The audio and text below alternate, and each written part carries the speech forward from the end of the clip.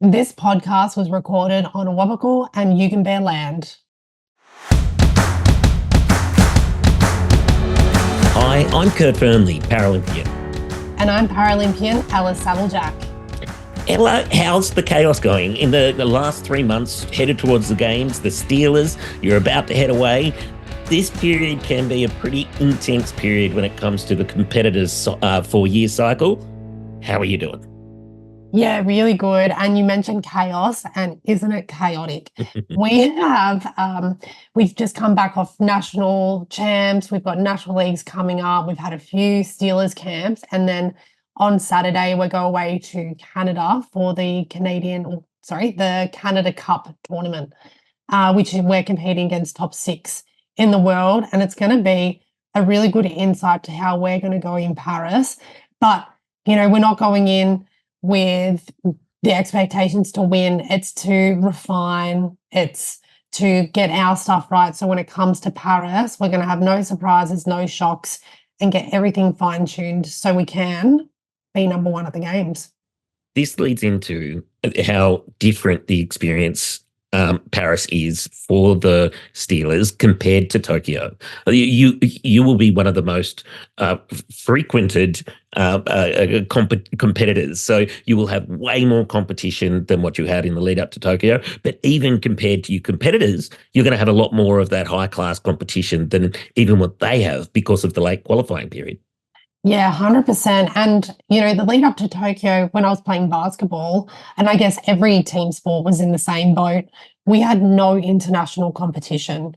So every team went into the Games, we didn't know. We didn't know where we'd stand. We didn't have high class competition leading up. So Paris, I think we're going to see the game get to another level. It's going to be incredible. We've had, multiple competitions leading up. We had our late qualifiers in New Zealand. Now we've got this Canada Cup coming up. We've had our national champs. We've had international people come to Australia to compete. I think we're going to have the best preparation leading into Paris. I am so excited to see the team. But before we get to Paris, we've got to do our You Little Ripper moment. Ella Saviljak, what's your You Little Ripper moment? My You Little Ripper moment is Dion Kenzie at the World Champs. He's made it back onto the podium in Kobe with a bronze medal in the 1,500 metres. And this You Little Ripper moment is super special to me because Dion is such a wonderful human being. I took him down to Tassie. I mean, he's from Tassie, but we had a few local school visits down there in his hometown. And the way that he conducted himself, the way that he ran the kids through para athletics, it was just incredible to see, and he just was so lovely. So I'm so excited for him. I really hope he makes a qualifying time coming up to get to Paris, and I'm really excited to see him in Paris.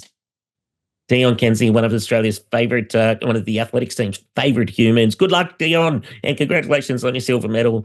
My Little Ripper moment is the great Vanessa Lowe, gold medal in the World Athletics Championships, the same competition, and she is in great place to defend her para long jump gold medal from Tokyo. She looks like she's in fantastic form.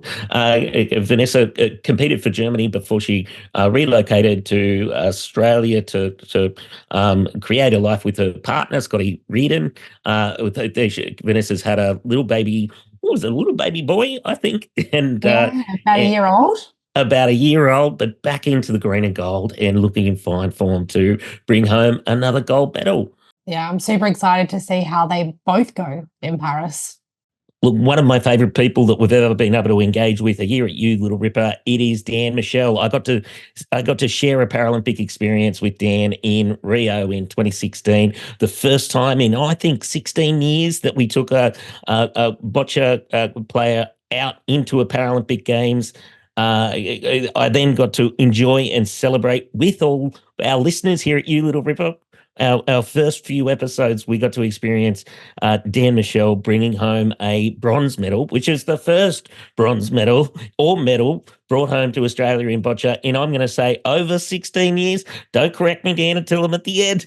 And then we now get to experience going into Dan's third Games He is world number one, the You Little Ripper audience fan favorite, Dan Michel. I feel like I've been a part of being able to watch your journey, and it feels so personal. And I know that a lot of the audience they love what you do. They've been loving every minute of it, and they were crapping their dacks when they got to see you play in Tokyo. We got so much feedback about how intense your games are, but you are less than 100 days out now, world number one. Firstly, did I make any mistakes? And secondly, how are you doing? No, you're pretty much on the money there, Kurt. Yeah, it was the first medal in 20 years, so you were right on that one. Yeah, doing really well. We are obviously in a pretty intense period of training at the moment, leading up to the Paralympic Games in less than 100 days, as you said. So it's all systems go at the moment, which is great. That's awesome. So you mentioned that you've got the number one ranking. First of all, congratulations. But being at the top of your game, what's it like now going into Paris with everybody chasing you? So we have this thing in rugby, like we are at the top and everyone's chasing us, but we kind of like to be the underdogs and to chase that. So what's it like for you going into Paris? Yeah, it's definitely a different experience, as you say, like being the underdog as opposed to being the one at the top. I guess it's something that we've been used to now for a few years. It's we first got to number one, I want to say early 2022. So we've sort of been around this top level now for a couple of years. So we're pretty experienced at handling that pressure and going out there and performing and expecting everyone else to raise their game against us. So definitely a challenge at the start, and it will definitely be a challenge, obviously, at the Paralympic Games going in, probably as the number one seed around about there somewhere. So it'll be it'll be a unique challenge for us. First time that's probably ever happened in the history of Australian boccia, so it'll be different. But no, it's a challenge we're looking forward to. I think we're prepared really, really well, and but Jamison and I, we both feel really ready to go. And in the individuals and pairs, I'm sure we'll put together some really good performances. That's awesome. And so, team, you mentioned Jamison. You recently took home the silver with Jamison at the World Cup in Canada. Yeah. First of all, I'm going to Canada in a couple of days. Any tips? What's the weather like? Well, I think it's warming up now. It was definitely pretty chilly when we were there. So we were there sort of, we got back just over 2 weeks ago now. As you say, World Cup event. So it was, and it was a nice spot. We've been to Montreal quite a few times for World Cups over the years. So definitely used to the conditions, and they always put on a really great tournament. And yeah, to come away individually, I got silver as well. So 2 silver medals from that event. Definitely a nice sort of tune up in the lead up to Paris for sure. How does travel go, Dan? Like, as a wheelchair user, one of my biggest anxieties is the day-to-day, getting on and off planes. Like, the day-to-day experience with travel is one of the most stressful experiences that I kind of brush up against. How's it traveling with the electric chair with the team? Yeah, it's definitely a challenge, as you say. Obviously, the worst case scenario is turning up at the destination, your chair's either not there or in 1,000 pieces. Which has happened to me. It's happened to me a couple of times. It's happened to me as well. Yeah, 100%. That's a nightmare, living nightmare. It is a nightmare. So yeah, you want to avoid that, obviously, but it's out of your hands to some extent with the airport and the way the airlines operate. So fortunately, Air Canada, we've flown with them a few times, so they handled it pretty well.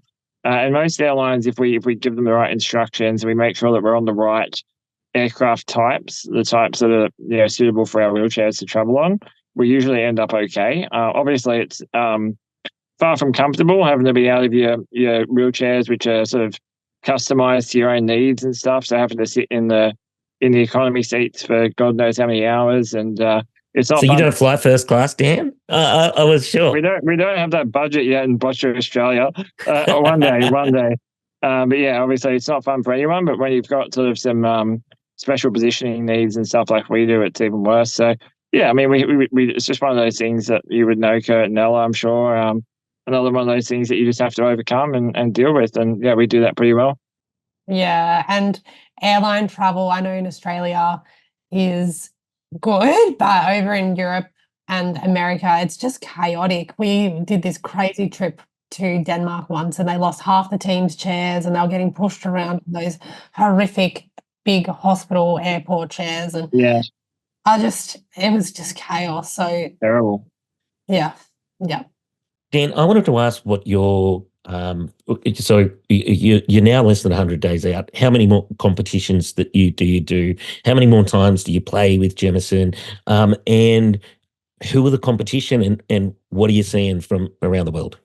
Yeah, definitely. Well, we've got one more competition in July over in Taiwan. That'll be our last one prior to the Paralympic Games. So that's we'll use that. It'll be sort of 2 weeks before we fly out to the Paralympics. So it'll be a really nice sort of time for us to put together like our last bits of match play and sort of put whatever we're trying to sort of practice before we go to Paris. It'll be a good opportunity to sort of do that and tidy a few things up. And so that'll be really good. And yeah, Jamison and I, we play every day, pretty much every day together. We play matches and stuff. So we do a lot of that anyway. So we'll definitely be very match fit leading into Paris for sure. And who's the competition, mate? Who are you looking out for? Just a reminder. Yeah, we've got, the competition is super stiff in boccia. It's one of the most competitive sports in the world, in my opinion. For us, sort of at the top of the pecking order at the moment in the BC3 classification, there's the Koreans, Japan, Thailand, Greece, Portugal. I mean, there's a whole host of countries. Really, it's hard to nail down just one. Brazil. It's really hard to pick just one. It's a super competitive event, so every match we'll have to bring it for sure. Yeah, that's unreal. And leading on from your successes last year, the Australian Boccia team won Team of the Year at the Australian Sports Awards. Congratulations, that was huge. How has that award and that event created momentum for boccia in Australia, and how has it changed anything for you, and have you noticed any changes in the sport? Not immensely, really. I mean, I think when it happened, it was definitely really special, just a special acknowledgement of Paralympic sport first and foremost to win that award against sport from every domain was really awesome and a pretty big milestone, I think, for Paralympic sport, but also for boccia. Obviously, we've never received an accolade even remotely close to that, so to be acknowledged on that stage and amongst all of those other sports was a really, it was awesome. And we received so much awesome feedback from people from everywhere, from all sorts of sports and from the AIS, from all different directions, just congratulating us and really sort of telling us how much we really deserved it. It wasn't a sort of a pity award or anything like that. It was something that we really earned, and I think that's what we felt. And it was just a nice moment for us in our sport, I think. Mate, you've been world champion, been world number one.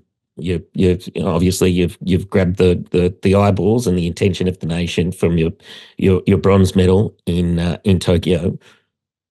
What would a gold mean? Gosh, Kurt. Obviously, yeah. For me, you really hit the nail on the head. I've won the world championships. I've been number one. I've won multiple World Cups. I've won the regional championships. The one medal I haven't got yet is the Paralympic gold. So for me, that'll sort of be the circle complete, I guess, in some ways, if I can get that gold medal in Paris. Something I've been working super hard for, obviously, my entire career. I've been in this sport now for more than 10 years. It doesn't feel like it's been that long, but I'm a bit of a veteran now, a bit of an old hat in the Paralympic team. It'll be my third Paralympic Games. So it'll be, I mean, obviously it's what I'm going there to do. So if I'm able to win it, not only will it be a massive personal achievement, but I think, obviously another huge achievement for our sport, for our program. It'll be testament to the coaches, Ken, and our entire Boccia Australia program. Jamison, she'll be a huge part of it. And I think she'll do super well in her own right as well. So, it's going to be a super exciting Paralympic Games, and hopefully we can come away with some medals. And if one of them's gold, that'd be absolutely fantastic. I'm excited for you, Dan. I cannot wait to watch. Yeah. It's going to be unreal. All right, rip in, mate. It's go time. Oh, yeah. Thanks, Kurt. Thanks, Ella. Good luck. Thanks so much. Ella, I am crazy excited for Dan. I don't know, I feel the same sort of level nervous that I felt when I compete. For some reason, Dan, Michel, and the Boccia team, they've got me hooked on it. It's a nervous 90 days. It is, it is. And you know what, boccia, I love playing boccia, but I just couldn't imagine playing at that level. And to watch them play, they're so cool, calm, collected. You don't see them, blink an eye or just worry about anything. Well, that's what it appears on the outside. So I'm so excited to see them go in Paris. Hey, what do you say when you're about to go on the court with the Steelers? What do you say? Do you say anything to yourself? Do you say anything to the team, or do you leave it up to? Appropriate to say on the podcast. Yes, it is. It's just between me and you and the You Little River audience. It's 100% appropriate. Yeah, well, in the Steelers, we've got our values: professional, hardworking, united, and caring. And so, if you take the first letters of all of those, PHUC, fuck yeah. Another exciting thing is that the AIS, the Australian Institute of Sport, have started a podcast. It's called the Win Well Podcast. So if you love this podcast that we get to talk all things parasport, jump on and find the Win Well podcast for the AIS. They're talking to different athletes, and there are some cracking yarns on there. Ella Saddlejack, who's the first episode about? So we hear from Chris Bond and Riley Batt, our two fan favourites here at You Little Ripper, and they take it off in the first episode. And what I find really unique about this podcast is that there's no host, it's athlete driven, and it's all about winning well and what that means to our athletes. From around the grounds as well, we've got some great news. We have Celine Vinot and Misha Gins. I've probably pronounced them terribly, but we will correct that between now and the games. They have qualified for the para-badminton team. Para-badminton is one of those sports that has been growing within the country and around the world. There's been a really strong effort to lift the representation all around the world, and it's great to see that Australia will have a presence at Paris in 2024. All right. I think that's time, Ella Saddlejack. It is. And we just want to thank you all for listening to our podcast. We love all things parasport and want to share how amazing it is with the rest of the world. But we need your help to do that. We need you to tell your friends, all your friends, about what we're doing. And then you've got to leave us a review, a really, really nice review. And we'll be back with more interviews with your favourite athletes. So make sure you follow You Little Ripper on social media and wherever you get your podcasts. We'd like to say a big thank you to Toyota for supporting this episode of You Little Ripper. Oh, what a feeling! Thanks, Toyota.